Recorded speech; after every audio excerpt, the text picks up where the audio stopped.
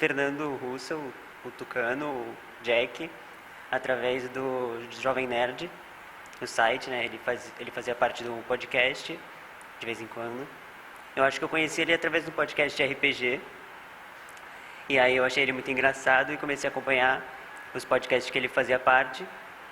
E lá no site mesmo, teve uma época que eles divulgaram o canal dele no YouTube. E aí eu comecei a conhecer, né, que ele fazia as receitas e tudo mais. E foi assim que eu conheci ele. Um dos motivos por que eu escolhi vir para a Unisantos é porque ele dava aula no Unisantos. Acho que eu vi no site que ele fazia parte da coordenação do marketing, e aí eu resolvi que eu ia vir para cá porque eu gostava muito dele e tudo mais. Eu já conhecia o Fernando Russell do site do Jovem Nerd, eu ouvi o podcast deles já há alguns anos antes, e eu sempre achei ele engraçado, e tinha alguns episódios que ele mencionava que ele era professor, e teve um episódio que ele mencionava que ele era de Santos e que ele era professor da Unisantos. E aí, quando eu fui fazer o vestibular, a inscrição, a Unisantos foi a primeira que eu me inscrevi assim, só que eu não tinha certeza de que curso que ele era, porque eu não lembrava e tal, e eu nem tinha tanta vontade assim, não é nem vontade, eu não tinha tanta aspiração de, pô, vou ter aula com ele. E aí, de repente, no dia do vestibular, eu terminei o vestibular, fui lá pra baixo, fiquei lá pensando, pô, tô esperando meus amigos aqui e tal. E aí, de repente, eu vejo um cara que eu já tinha visto uma foto dele, aí eu pensei, aquele lá, o Tucano do Jovem Nerd. Aí eu fui falar com ele, aí eu perguntei pra ele onde que era o banheiro. E aí ele me apontou lá, e aí eu ouvi a voz dele, eu falei, é o Tucano do Jovem Nerd. Aí eu fui no banheiro rápido e saí. Aí ele me viu voltando, tu sabe que eu sou o Tucano do Jovem Nerd, né? Eu falei, sei, eu tinha te enganado, só queria falar contigo. Aí a gente bateu um papo e tal, e ele me perguntou para qual curso eu tinha prestado. E aí eu falei, publicidade e propaganda, jornalismo e tal. E aí ele falou, se tu passar em publicidade, tu vai ser meu aluno. Aí eu fiquei felizão, e aí eu passei e tô aí. O podcast, o Nerdcast, não fui eu que criei. Eu comecei a participar logo no início, em 2005, 2006, mas ele já tinha uns 7, 8 episódios. E aí eu comecei a participar, não foi eu que criei. A cozinha de Jack já foi uma ideia minha.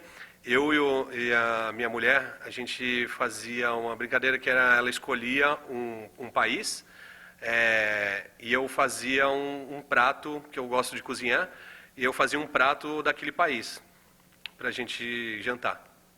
Então, se ela falava, sei lá, Espanha, eu fazia um prato espanhol, comprava um vinho espanhol para a gente jantar.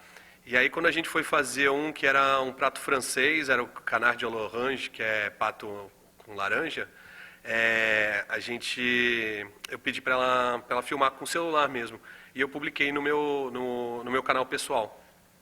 Aí, falando com 2 ex-alunos meus que trabalham comigo no departamento de marketing, a gente teve essa ideia de fazer o canal. E aí foi quando surgiu, isso em 2012. Hoje a gente está com uma média de 550 mil visualizações por mês.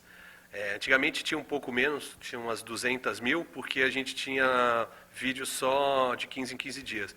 Agora a gente tem 2 vídeos por semana, aí aumentou consideravelmente o número de visualizações. Olha, na verdade, por eu já ser uma figura meio conhecida, antes de eu ter o canal, por causa do podcast, logo que a gente criou o canal já teve muita visualização. Foi, tipo, o primeiro vídeo foi do Javali, acho que no primeiro final de semana já tinha 10 mil, e depois começou a aumentar o número de inscritos também, e o número de visualizações, mas desde o começo ele já tem bastante visualização, porque eu já tinha uma exposição anterior por causa do podcast. Lembro da primeira vez que eu fui num evento que tinha fãs, né? Era uma palestra do Jovem Nerd, e eu nem ia participar da palestra, eu só fui lá para assistir mesmo.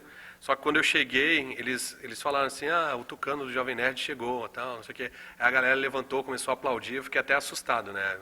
Foi o primeiro contato. Aí acabou a palestra, todo mundo querendo tirar foto. Foi um pouco assustador. Aí depois vai acontecendo no dia a dia, assim, sei lá, está num restaurante almoçando, de repente chega um fã. Acontece, aí hoje em dia eu já estou mais acostumado com isso, mas no início foi bem bizarro, assim, né? Tento atender todo mundo, porque os fãs são o que fazem o canal ser grande, né? Se eu tenho audiência, é porque eu respondo todos os comentários que tem nos vídeos, atendo todo mundo nas redes sociais e também tiro foto com quem pede, dou autógrafo, converso com todo mundo que me aborda. Você tem que tratar bem quem gosta de você, né? No início, os alunos não eram fãs, né? Eles descobriam que eu era conhecido depois da aula. Era sempre, sei lá, 1 ou 2 que já conheciam, né?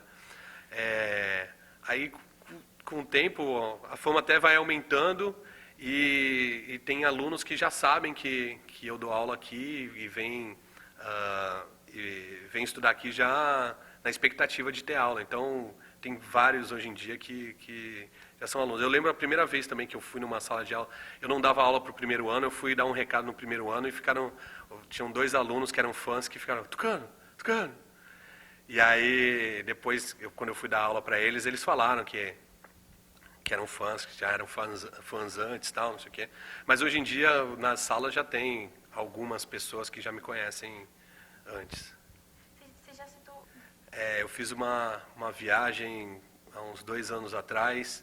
Eu fui em 5 países e nos 5 países tinham fãs. Às vezes que nem eram do país, por exemplo, na Bélgica tinha gente da República Tcheca, brasileiros que moram na República Tcheca, outros que moravam na Inglaterra que me encontravam lá, tiravam foto. Na Irlanda eu encontrei com um pessoal de um fã-clube. A gente combinou de ir num pub, tinham mais de 10 pessoas, 10 brasileiros que eram fãs, que foram lá para me encontrar. Na Escócia a gente estava dentro de um castelo, de repente de dentro da masmorra saiu um fã querendo tirar foto. Então é uma experiência bem surreal, assim. É gratificante. Porque você sabe que é conhecido por um conteúdo interessante que você faz, né? Não é, sei lá, não é porque eu sou bonitão, porque estou longe disso, mas pelo um conteúdo relevante que você faz. Eu gravo os programas, eu gravava na casa de um amigo meu, que a cozinha dele era aberta, né? Tinha um balcão, facilitava para gravar. A gente gravou 3 anos lá.